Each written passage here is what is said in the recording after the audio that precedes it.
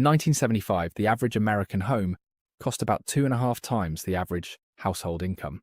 Today, in most major cities across the developed world, that ratio has more than tripled.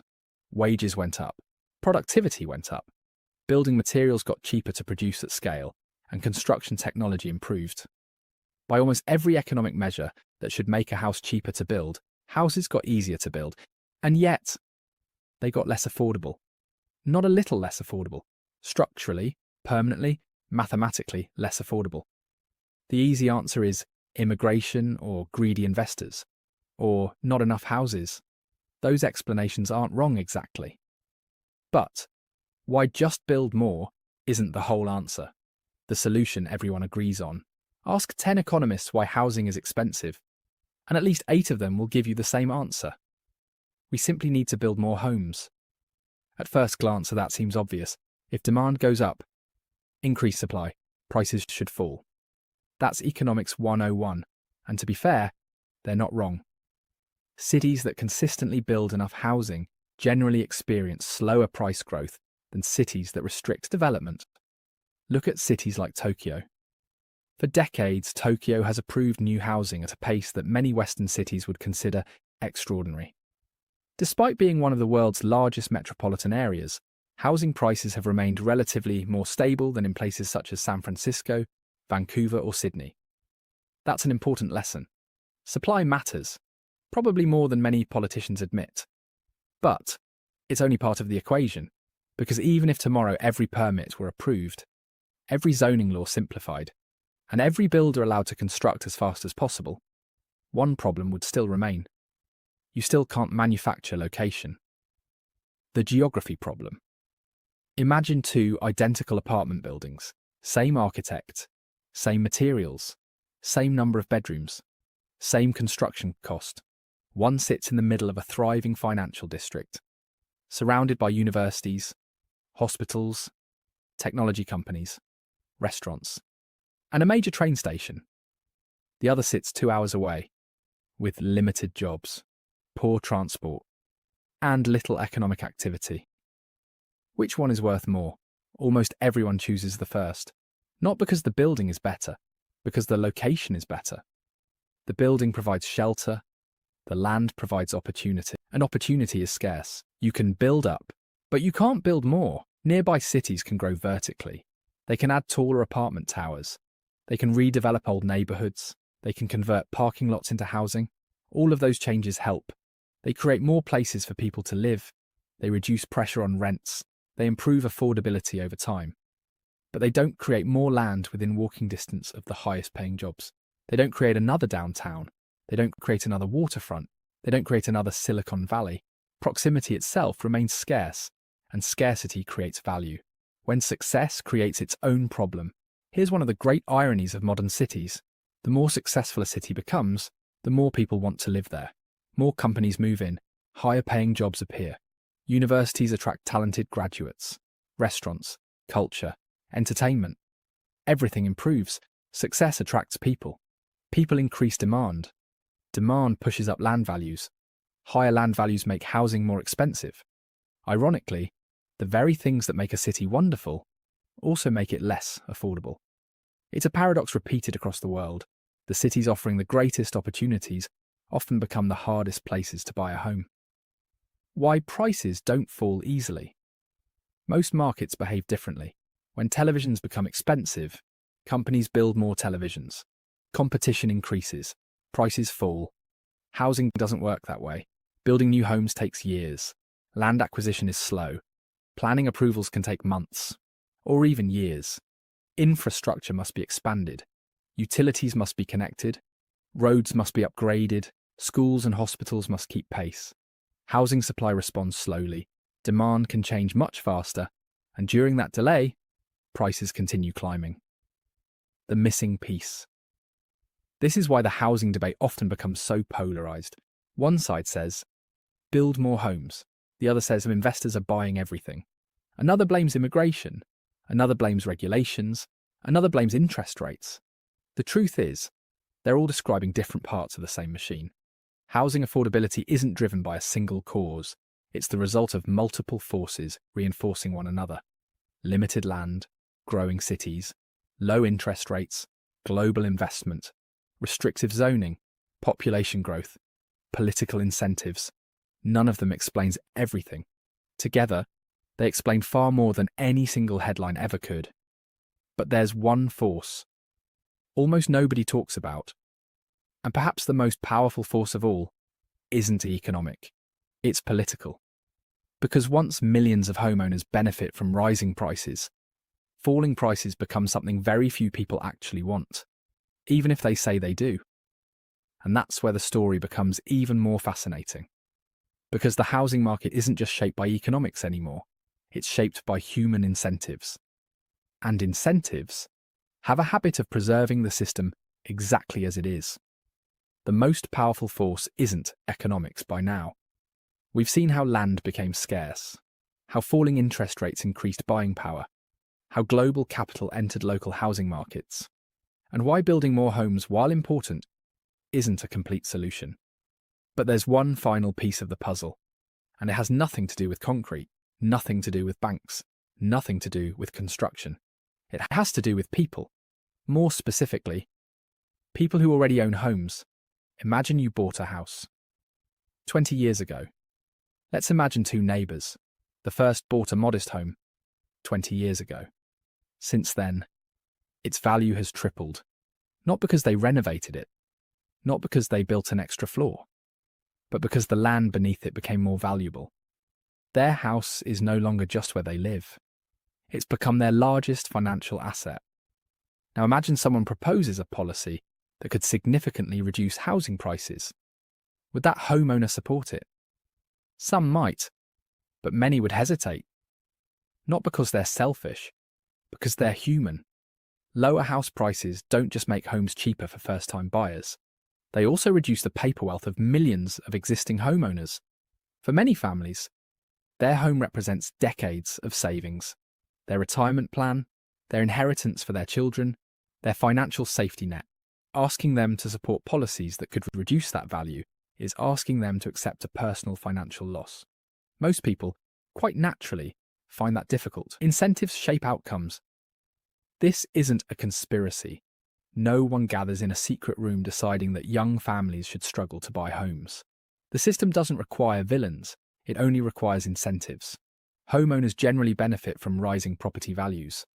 Local governments often collect more property tax revenue as values increase. Banks benefit from mortgage lending. Developers benefit when projects remain profitable. Investors benefit from appreciating assets. Each participant acts rationally from their own perspective. Collectively, those incentives reinforce the same outcome: higher land values, year after year. The political reality now, consider one more fact.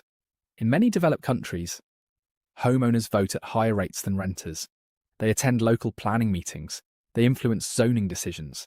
They contact elected officials. Again, not because they're trying to exclude others, but because people naturally protect what they already own. Economists sometimes call this the politics of incumbency. People who already benefit from the current system often have the greatest influence over how that system evolves. That's one reason housing reform tends to move slowly. Not because solutions don't exist, but because every solution creates winners and losers. Why big changes are rare. History shows that housing markets usually don't change overnight. They evolve slowly. Sometimes they're interrupted by financial crises, sometimes by recessions, sometimes by demographic shifts. The global financial crisis of 2008 briefly pushed housing prices lower in many countries. For a moment, it seemed like affordability might return. But governments feared something even worse: a collapsing housing markets, banks under pressure, household wealth evaporating, a deep recession. So central banks lowered interest rates, governments introduced stimulus, credit became cheaper again, and over time, many housing markets recovered. In some places, they reached new record highs. The lesson wasn't that policymakers wanted expensive housing. The lesson was that housing had become so deeply connected to the broader economy that allowing prices to collapse carried enormous risks. Housing was no longer just housing. It had become part of the financial system itself. So, will housing ever become affordable again? The honest answer is, it probably can become more affordable. Better zoning, smarter urban planning, more housing supplies, improved transportation, higher productivity, all of these can help, and they should be taken seriously. But expecting housing to return permanently to the price-to-income ratios seen in the 1960s or 1970s would likely require several major forces reversing at the same time. Interest rates remaining significantly higher, global capital becoming less mobile, demand slowing, political incentives changing, land becoming relatively less scarce. History suggests that combination is uncommon, which leads to a difficult conclusion. Waiting for the market to become easy again may not be the best strategy. Understanding the market might be. Because this story isn't really about housing. It's about something much bigger. It's about how wealth is created, how incentives shape markets, and how assets behave in a modern financial system. Once you understand that, you stop asking, when will the old market come back? Instead, you ask, how do I adapt to the market that actually exists? And surprisingly, that question has a much more hopeful answer than most people realize. The most important question. By this point, you might be thinking, so what am I supposed to do? If housing has become a global financial asset, if land is scarce, if incentives keep pushing prices higher, then what chance does an ordinary person have? It's a fair question. And surprisingly, it's also the wrong question, because history has never rewarded the people who waited for the perfect market. It has rewarded the people who understood the market they were actually living in. Stop waiting for yesterday. Many people spend years waiting for housing prices to go back to normal. But what if this is the new normal? That doesn't mean prices will never fall. Markets always move in cycles. Some cities will cool. Some may even decline for years. But building your entire financial future around the hope that housing will eventually become cheap again isn't a strategy. It's a prediction. And predictions are among the weakest foundations on which to build wealth. The better question is, how do you make progress regardless of what the market does next? The biggest shift isn't financial, it's psychological. For generations, people believed the path to wealth looks something like this. Work hard, save money, buy a house, retire comfortably. For many families, and that formula worked, but today's economy increasingly rewards something different. Not simply earning, not simply saving, owning productive assets. That's an important distinction. Cash protects today's purchasing power over the short term. Productive assets have the potential to grow purchasing power over the long term. A home can be one of those assets, but it doesn't have to be the first one. The first asset doesn't have to be your dream home. One of the biggest mistakes first-time buyers make is believing their first property has to be their forever home. History tells a different story. Many financially successful homeowners didn't start with perfection. They started with possibility. A small apartment, a modest townhouse, a duplex, a property farther from the city centre. Some began by investing through diversified funds that include real estate exposure. Others focused on businesses or broad stock market index funds before buying a home. The common thread wasn't the type of asset. It was the habit of owning assets that could participate in long-term economic growth. The lesson is simple. Don't compare your beginning to someone else's finish. Time is more powerful than timing. People spend enormous energy trying to predict the perfect moment to buy, but the market has a habit of surprising everyone. Interest rates change. Governments change. Economic cycles change. No one consistently predicts all of them. What has proven remarkably consistent is the power of time. Time allows mortgage principal to be repaid. Time allows investments to compound. Time allows income to grow. Time allows skills to improve. Time quietly becomes your greatest financial ally. As the legendary investor Warren Buffett once observed, someone is sitting in the shade today because someone planted a tree a long time ago. Housing's often similar. The earlier you begin building financial resilience, the more time has to work on your behalf. Wealth is usually built before it's visible. When people look at financially successful families, they often notice the house, the neighborhood, the lifestyle. What they rarely see are the years of disciplined decisions that came before. The emergency fund, the consistent investing, The promotions earned, the skills developed, the risks carefully managed. The wealth was built quietly, long before it became visible. And that's encouraging, because those habits remain available to almost everyone, regardless of where housing prices go next. A different way to measure progress. Instead of asking, when will I be able to buy my dream home? Try asking, what can I own this year that moves me one step closer? That shift changes everything. Progress becomes measurable. Action becomes possible. Hope becomes practical. Final thoughts.